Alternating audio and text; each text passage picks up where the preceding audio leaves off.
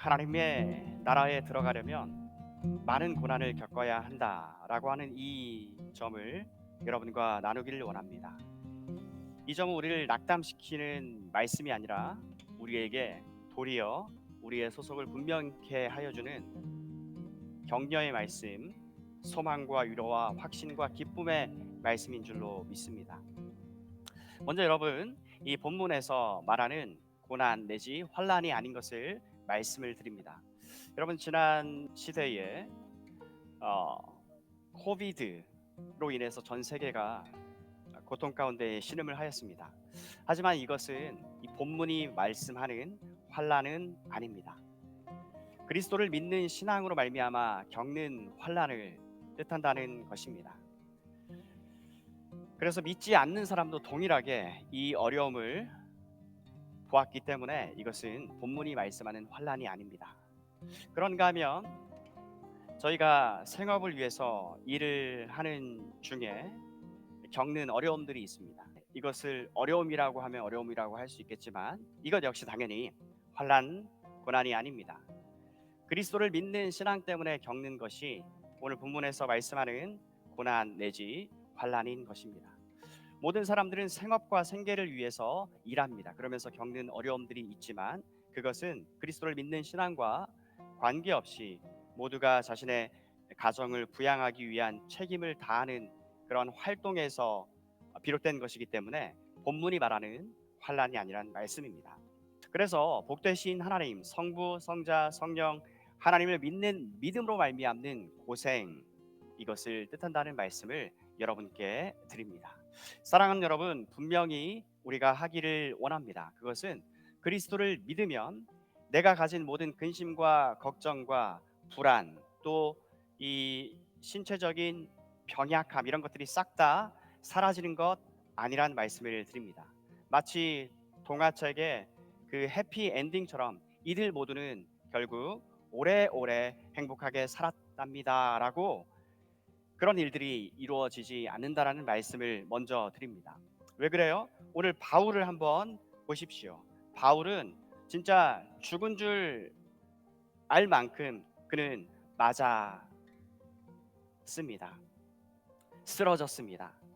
누구에게서요? 전에는 동료였고 더할 나위 없이 가까운 편에 있었던 사람들에게서 이 같은 대접을 받았습니다. 그래서 오늘 본문이 말씀하는 것은 영적인 전쟁입니다. 소속이 서로 다르기 때문에 불가피하게 빚어지는 갈등을 말씀을 하고 있습니다. 이것은 중요한 원리입니다. 신앙생활을 함에 있어서 이 갈등, 부딪힘은요, 피할 길이, 면할 길이 없습니다. 예수를 믿으면 사람들이 말하는 소위 만사형통, 모든 일이 다 잘 된다고요? 이것을 소원하면서 예수를 믿는 사람이 있을 것입니다. 하지만 이 이유 때문에 예수를 믿는 것이라면 이 사람은 여타 종교와 같은 선상에서 종교 생활을 하는 것입니다.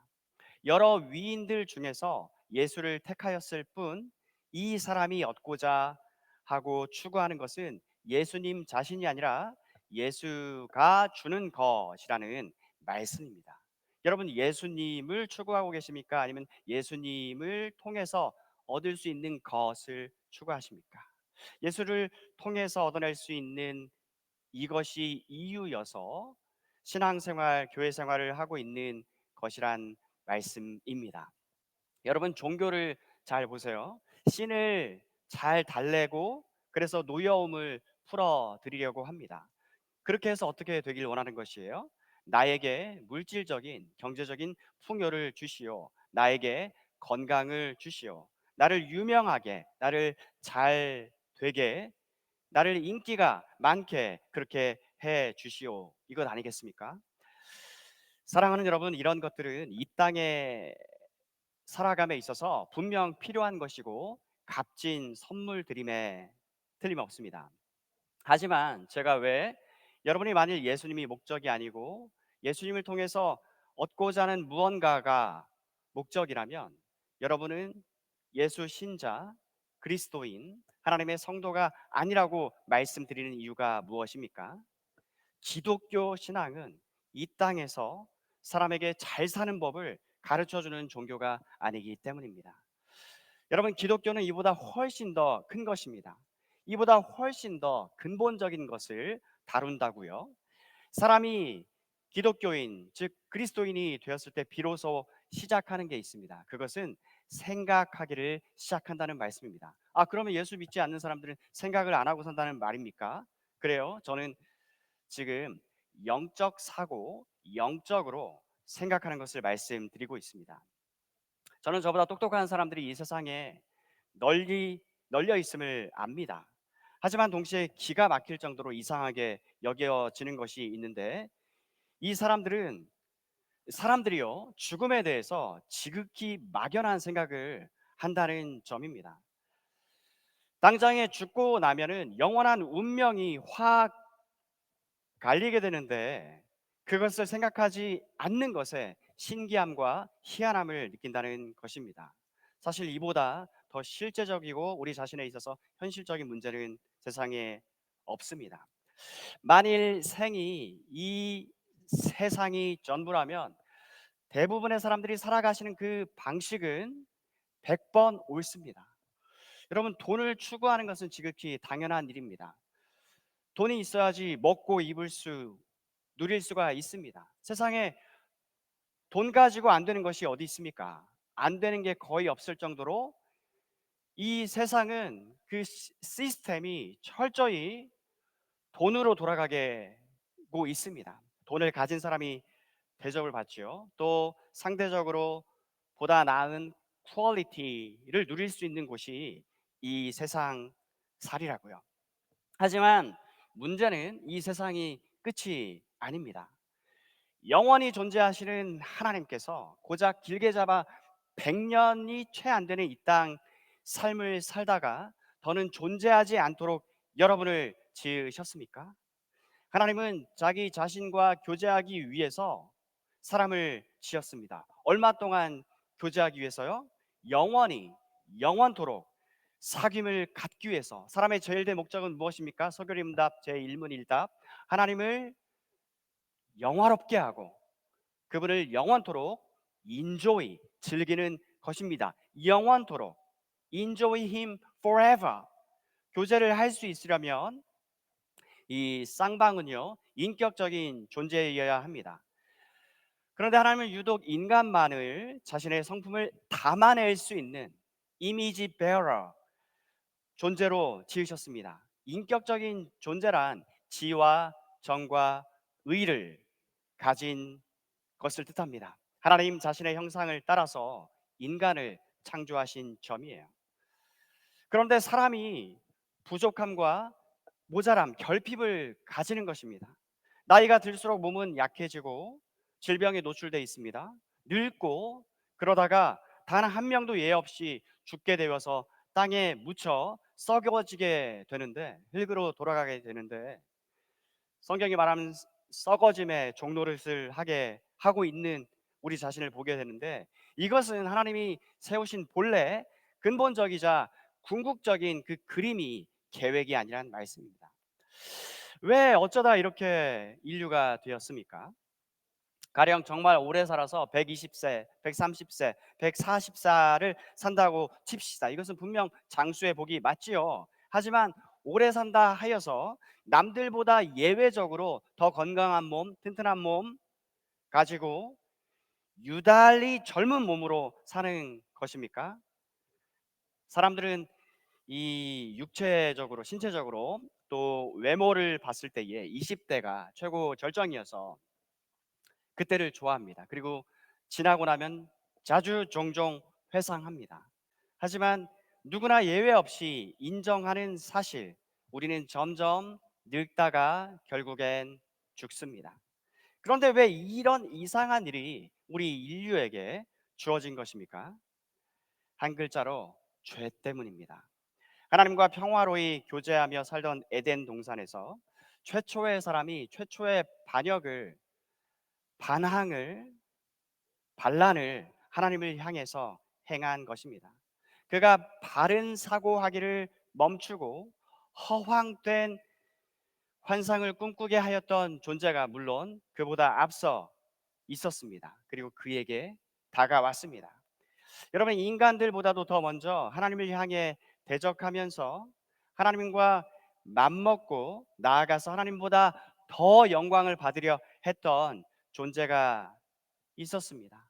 건전한 이성에서 제일 먼저 이탈한 진짜 최초의 타락한 존재, 모든 타락의 원형 오리지널 사단 말입니다. 이 천상 세계에서 하나님을 향해 반란을 꾸민 자, 자기만 타락하지 않고 동료들을 함께 꿰어서 멸망의 길로 가도록 이 반역에 동참시켰던 자, 모든 피조물은 창조시 상태 그대로가 가장 아름답고 영광스러운 것입니다. 이보다 더 탁월한 상태와 지위, 신분이 없다는 말씀이에요. 하지만 그는 하나님과 다르게 생각하기를 시작합니다. 하나님과 정반대의 길로만 걸어갔습니다. 이미 영광되고 복된 지음받은 자기 위치에서 이탈을 하더니 타락한 천사들, 즉 성경에서 악령들 내지 귀신들로 일컬어지는 그들의 부하들을 이끌고 이제는 하나님의 최고 걸작품인 사람을 겨냥한 것입니다. 하나님이 하려고 하는 일에 어떻게 하면 더 큰 손실과 타격을 입힐 수 있을까만을 궁리한다고요.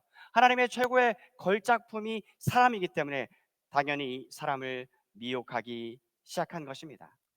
그래서 첫사람 아담은 그의 혹하는 말을 영원 불변 참이고 진리이신 하나님의 말씀보다 더 믿었습니다. 여러분, 사랑하면 듣습니다. 순종합니다. 그 말을 믿습니다. 그리고 속이는 자의 말을 듣고 그대로 행하였더니 어떤 결과를 얻었습니까?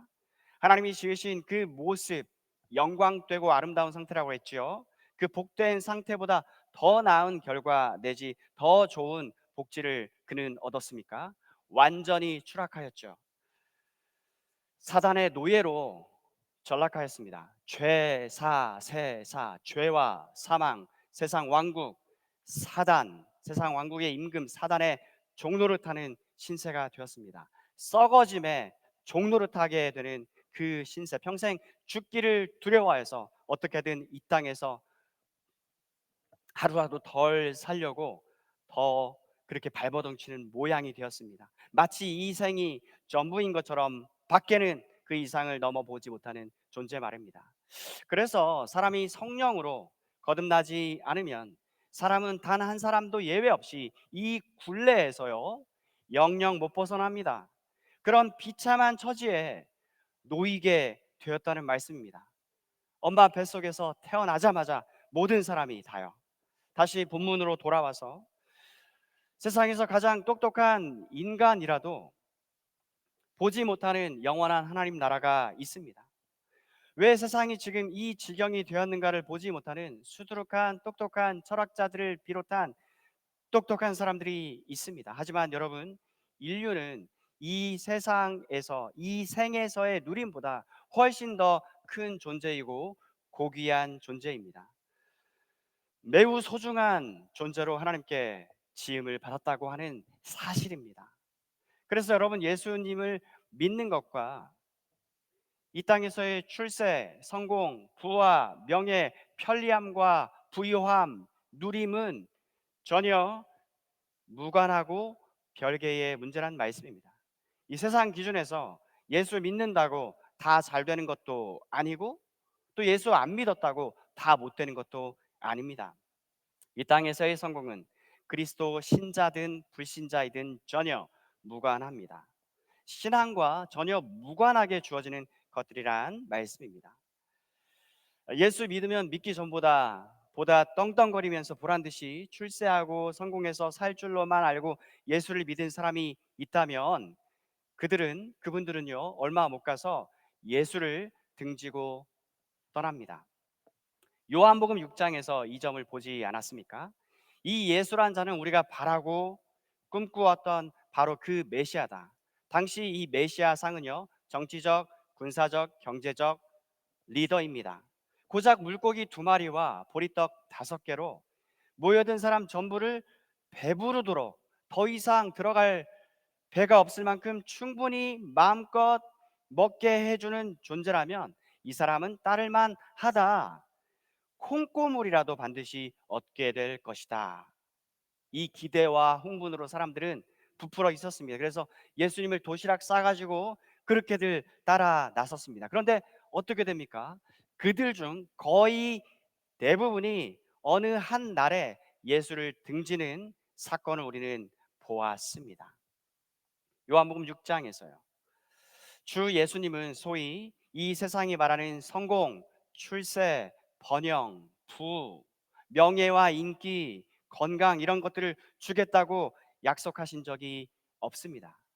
그저 예수를 잘 구슬리면 우리가 바라고 원하는 것을 얻어낼 수 있을 것이다 라고 하는 소위 종교 생활의 연장에서 본인들 스스로가 예수를 믿겠다, 따르겠다라고 선택한 것이었습니다. 거듭 주 예수님은 이런 것들을 전혀 약속한 적이 없으십니다. 공약으로 내거신 적이 없으시다고요. 그러면 예수님은 무엇을 약속하셨습니까? 예수를 믿으면 정말 얻는 것이 하나도 없습니까? 많습니다. 여러분 단도직입적으로 오늘 말씀 내용 줄거리를 지금 드립니다. 영적인 생명, 하나님의 생명, 하나님과 하나님 창조시의 목적 그대로 영원토록 교제하며 살 수 있는 영원한 삶을 받습니다. 그리고 동시에 얻는 선물이 있습니다. 예수님을 믿는 자들만 받을 수 있는 특권이자 영광이 있습니다. 그것은 그리스도로 말미암아서 그리스도로 인해서 그리스도 때문에 받는 어려움과 고난과 반대와 핍박입니다. 그래서 사도 바울은 정직한 주님 말씀의 종입니다. 여러분 예수 믿으면 물질적인 복, 건강의 복, 출세, 성공, 학력의 복을 받습니다. 그런 말을 전혀 하지 않은 점을 우리는 주목합니다. 여러분 예수를 믿으면 복을 받습니다. 그런데 예수를 믿는다는 그 자체가 복입니다. 그리고 동시에 고난이라고 하는 복도 받습니다. 고난이 어떻게 복이에요? 끝까지 들어보세요. 예수를 믿으면 반드시 아버지 집에 들어갑니다. 오늘 본문에 나와 있죠. 22절 하나님 나라에 들어갑니다. 넉넉히 들어갑니다. 하지만 이 땅에서 마지막 호흡을 내쉬는 날까지 이 믿음, 신앙으로 인한 그분으로 인한 반대와 어려움에 늘 직면하시게 될 것입니다. 여러분 제가 지금 드리는 말씀으로 인해서 마음이 무겁고 부담스러워지셨습니까? 지금 마음이 불편하신가요? 하지만 여러분 이것은 지극히 당연한 이야기입니다. 소속이 서로 다르기 때문에 불가피하게 직면할 수밖에 없는 점이라고요.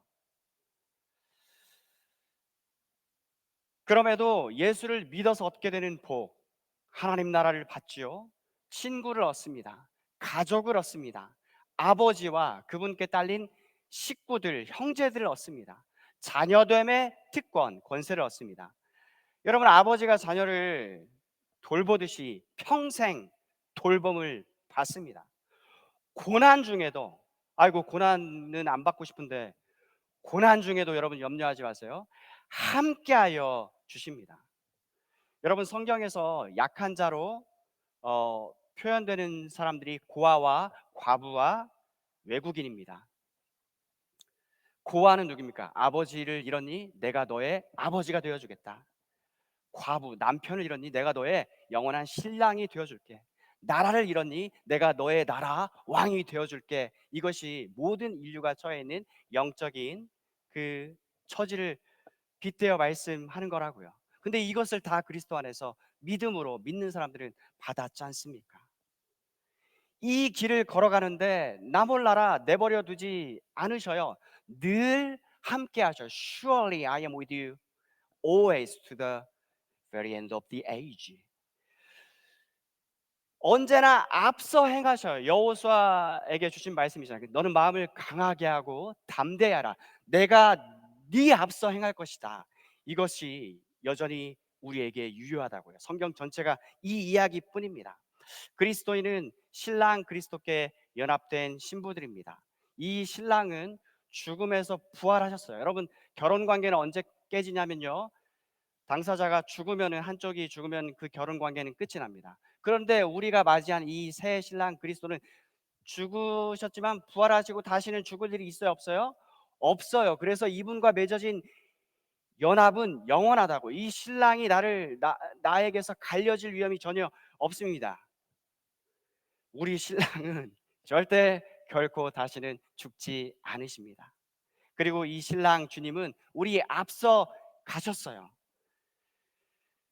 우리가 받을 죄의 대가, 우리가 제일 무서워하는 것은 하나님의 심판입니다. 영원한 진노, 저주인데 이것을 몸소 받아주신 분이라고요.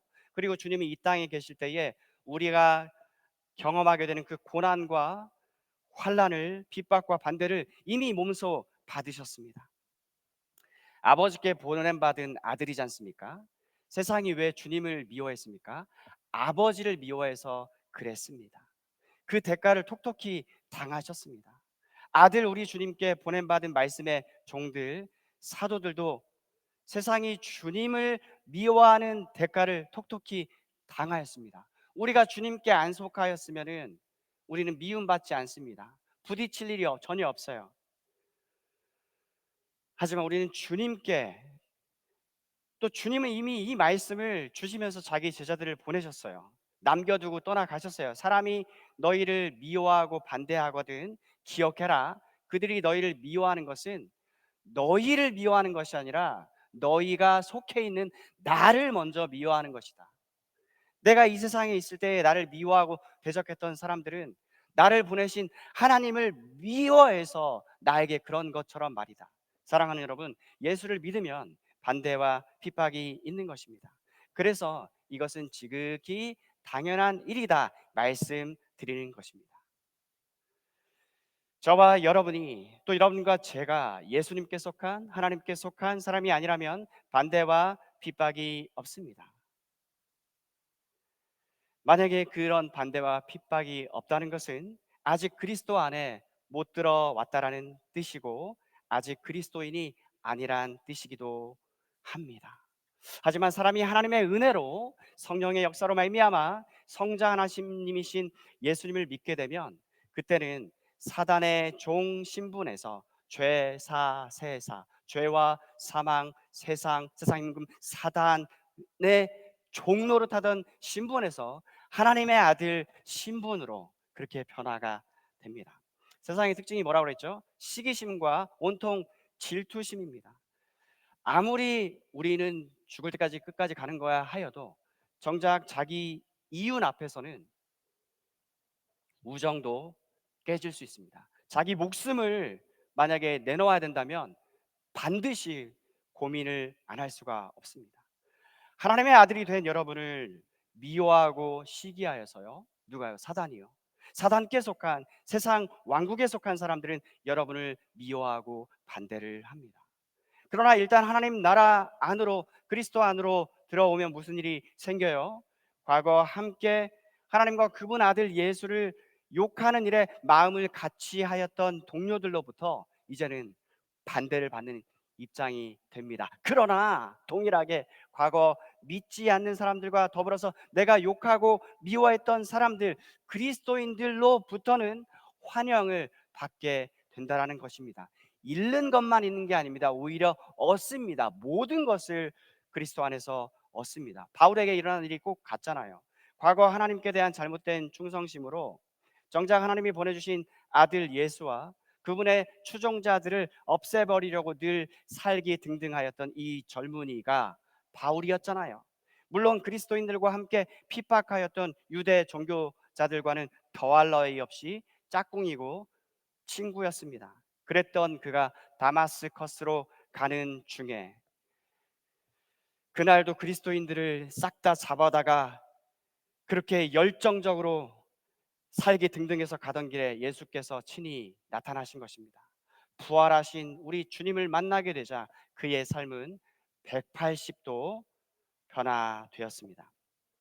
이제 그는 예수를 핍박하는 사람들, 근본 사도행전 시리즈에 등장하는 이 유대인들이요, 도시락 싸가지고 바울이 가는 곳이면 어디든 불사안고 가서, 이 변절자예요. 이 사람은 변절자, 유대 종교 관점에서 사도 배우 바울의 메시지를 반대하고 결국에는 이 작자를 죽여버리고야 말겠다는 사람들의 타겟이 되고 말았습니다. 성령 하나님이 하시는 일을 방해하고 회방하는 이 사람들에게는 가히 바울이 이제는 공공의 적이 된 것입니다. 분명 바울은 그리스도인이 된 순간 자신의 옛 친구들과 연을 끊게 되는 그들의 미움을 한 바가지로 받는 신세로 하루아침 전락하고 말았습니다. 그러나 잃은 것은 그것이고 얻은 것이 있으니 소중한 믿음의 동료들을 얻었다고요.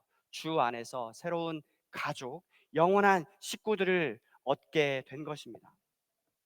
사울의 회심 이 소식이 들려지자 적지 않은 그리스도 신자들이 두려웠습니다. 경계와 경계태세를 늦추지 않고 이 바울을 바라본 것이에요. 이 사람이 회심을 가장해서 우리 속으로 들어와서 염탐하다가 기회가 되면 돌변해 가지고 가면을 벗고 자신의 정체를 드러내서 우리를 다 잡아다가 처형하려는 수법을 지금 피우고 있는 것이 아닌가. 처음엔 그리스도 신자 하나님 가족 형제들이 바울에 대한 경계와 의심의 눈초리를 보냈다라는 것이에요.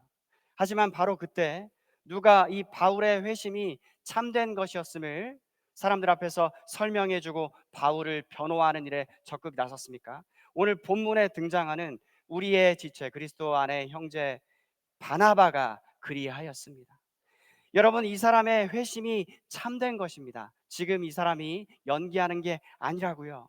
이처럼 예수를 믿으면 예수께 속한 하나님 나라 가족 식구들을 얻게 됩니다. 그리고 이 관계는 혈연으로 맺어진 그 끈끈한 가족 관계보다도 훨씬 더 질겨요. 비교거리도 못 됩니다. 말 그대로 문자 그대로 영원한 하나님 나라 가족 식구란 말입니다. 그리고 사랑하는 여러분, 예수를 믿으면 하나님을 아버지로 얻습니다. 이 말 뜻은요, 하나님이 때때로 여러분을 징계를 하신다는 말씀입니다. 이 땅에서 하나님께 징계를 받는 사람은 모두 다 복받은 사람입니다. 그리고 이 사람들은 오직 한 부류의 사람밖에 없습니다. 하나님을 아버지로 두고 내가 하나님의 자녀가 된 그리스도 신자들이요, 예수님을 맏형으로, 자매님들에게는 맏오라비로 모신 사람들, 바로 여러분과 저 그리스도 신자 하나님의 성도밖에는 없습니다. 혹 신자라고 여기면서 야, 하나님이 내가 곁길로 가는데도 나를 징계하지 않으셔, 가만 놔두신다? 여러분, 만일 하나님이 여러분에게 회초리를 들지 않으십니까? 이것은 기쁜 소식이 아닙니다. 여러분과 하나님이 아무런 관계가 없는 것일 수도 있기 때문입니다. 어느 부모든 자기 자녀가 잘못된 길로 가려 하면 회초리를 듭니다. 때립니다. 혼냅니다. 왜 때립니까? 때려 죽이려고 때립니까? 진짜 죽게 되는 일을 피하게 하려고 사랑으로 여러분을 살리려고 징계하는 거잖아요. 죽이려고 때리는 부모가 없듯이 살리기 위해서 때리는 부모만 있듯이 꼭 그와 같이 하나님이 아들 예수님을 믿는 여러분을 아들로 여기기 때문에 여러분을 하나님의 계명을 어길 때마다 혼내십니다. 징계하십니다. 여러분, 이번 주 읽으실 숙제는요, 히브리서 12장 말씀입니다. 그러니 하나님께로서 받는 징계가 없다면 이것은 복이 아니라 저주이고 화입니다. 하나님은 여러분을 자기 성품을 쏙 빼닮은 사람들로 오늘 지금 이 시간에도 사랑으로 돌보시며 열정적으로 여러분들을 빚어가고 계셔요. 할렐루야. 하나님의 은혜와 사랑의 돌봄에 진정 감사를 드립니다. 그러니 사랑하는 여러분, 말씀을 정리합시다. 예수를 믿으면 어려운 일 하나 없고 고생 끝 행복 시작, 이런 것은 없습니다. 이런 때가 분명히 옵니다. 언제 어디에서요? 예수님 재림 때에 우리가 아버지 하나님 집에 들어가면 말 그대로 문자 그대로 편히 쉽니다. 하지만 아직은 아닙니다. 왜 아닙니까?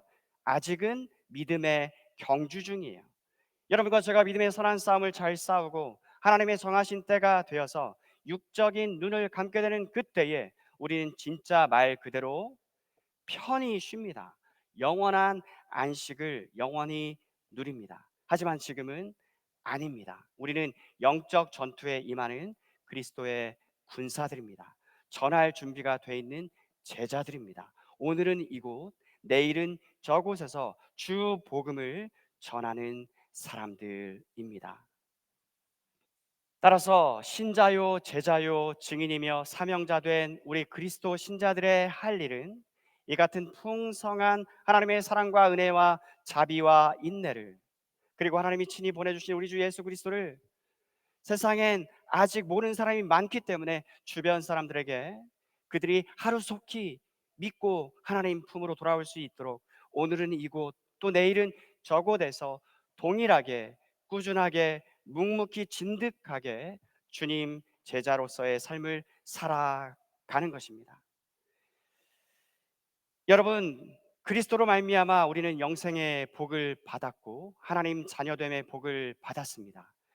그와 동일하게 그분을 믿는 믿음으로 말미암아서 받게 되는 반대와 핍박, 다소 불편함이 있습니다.